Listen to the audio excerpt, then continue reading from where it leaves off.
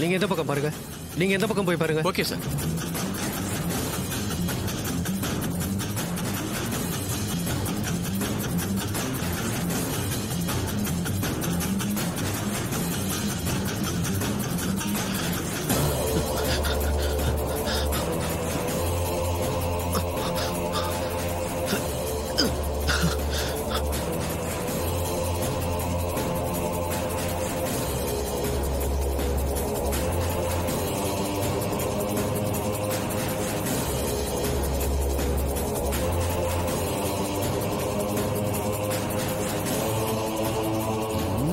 எங்க போனான்னு தெரியலையே, ஆளைய காணோம்.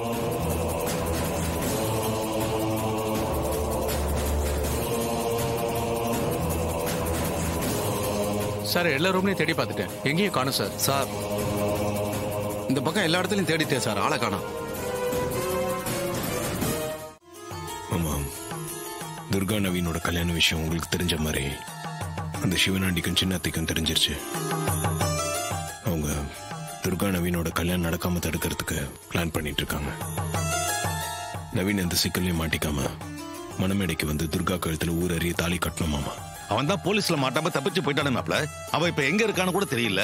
அப்படி இருக்கிறப்போ நீங்க சொல்றது எப்படி நடக்கும்? இல்ல மாமா, நான் அவனை பார்த்து பேசிட்டேன். இப்போ அவ யாருக்கும் தெரியாம தங்கறதுக்கு ஒரு பாதுகாப்பான இடம் வேணும். அதுக்கு நாம என்ன பண்ண முடியும் மாப்ள?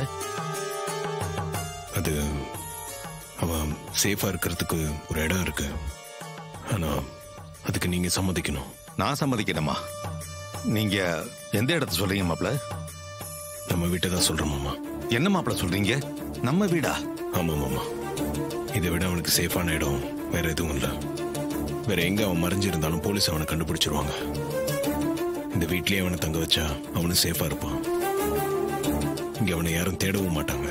இல்ல மாப்ள, அது சரியா வருமானு தெரியல. ஈஸ்வரிக்கும் சந்திராவுக்கும் இந்த விஷயம் தெரிஞ்சா பெரிய பிரச்சனை ஆயிடும். புரியுது மாமா, அதை நான் பாத்துக்கிறேன். கல்யாணம் வரைக்கும் அவன் இங்க இருக்கிறது தான் நல்லது. இல்ல மாப்ள, பின்னாடி ஏதாவது ஒரு பிரச்சனைல உண்மை தெரிய வந்தா அவ உங்களை பத்தி தப்பா நினைப்பா. ஆமா, அதை பத்திலாம் இப்ப யோசிக்க வேண்டாம். நமக்கு துர்காவோட கல்யாணம் அவ ஆசைப்படியே நடக்கணும். அதான் இப்ப முக்கியம். எதா இருந்தாலும் நீங்க யோசிச்சுதான் செய்வீங்க. உங்களுக்கு சரின்னு பட்டா நீங்க செய்யுங்க. எனக்கு எந்த ஆட்சேபனையும் இல்ல.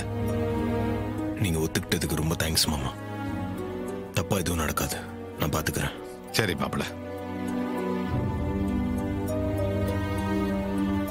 நீங்க எங்களுக்கு ஒரு காரியம் பண்ணி கொடுக்கணும். என்ன செய்யணும் சொல்லுங்க. அதை எடுமா.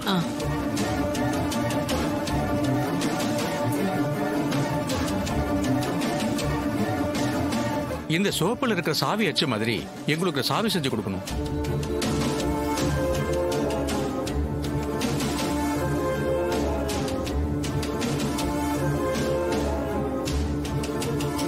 என்ன அப்படி பாக்குறீங்க? என்ன கள்ளசாவி செய்ய சொல்றீங்களா?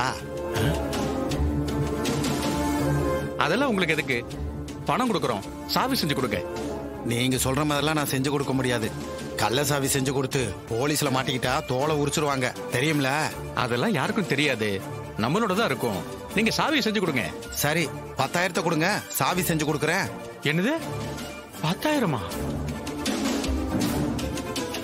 என்ன ஒரு சாவி செஞ்சு கொடுக்க 10,000? ரொம்ப அதிகங்க. நீங்க ஒண்ணு நல்ல சாவி செஞ்சு கொடுக்க சொல்லல, கள்ள சாவி செஞ்சு கொடுக்க சொல்றீங்க. அப்ப ரேட்டு அதிகமா தானே இருக்கும். அதுக்குன்னு 10,000 கேட்கறது ரொம்ப அதிகங்க, கொஞ்சம் குறைச்சுக்கப்பா. யோ, இந்த சாவியை வச்சு நீ என்ன திருட்டுத்தனம் செய்ய போறேன்னு தெரியல. நீ மாட்டுனா நானும் மாட்டுவேன். இதுல ரிஸ்க் அதிகம்யா. பேசின அமௌண்ட் கொடுக்கறதுனா கொடு, இல்ல இடத்த காலி பண்ணு. யோ, ஒரு 5,000 கொடுக்கற செஞ்சு குடியா? 10,000க்கு ஒரு பைசா குறைஞ்சா கூட செஞ்சு கொடுக்க மாட்டேன். சும்மா பேரம் பேசிக்கிட்டு இருக்காதையா, எனக்கு நிறைய ஜோலி இருக்கு, இடத்த காலி பண்ணு. ரொம்ப கராரான பெருவழியா இருக்கிய. சரி, நீ கேட்ட 10,000 கொடுக்கறேன், சாவி செஞ்சு கொடு. சரி, கொஞ்சம் வெயிட் பண்ணுங்க, செஞ்சு தரேன்.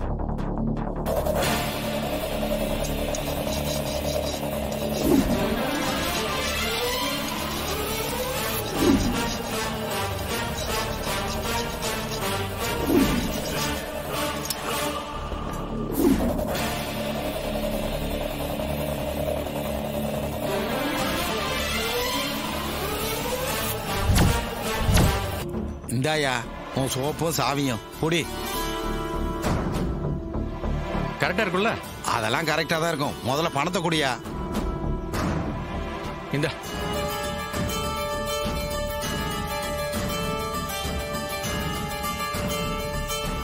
சரியா இருக்கு, சீக்கிரம் கிளம்புங்கயா. என்னைய ரொம்ப தான் விரட்டுற. போற இரு, வாமா போலாம். போங்க போங்க.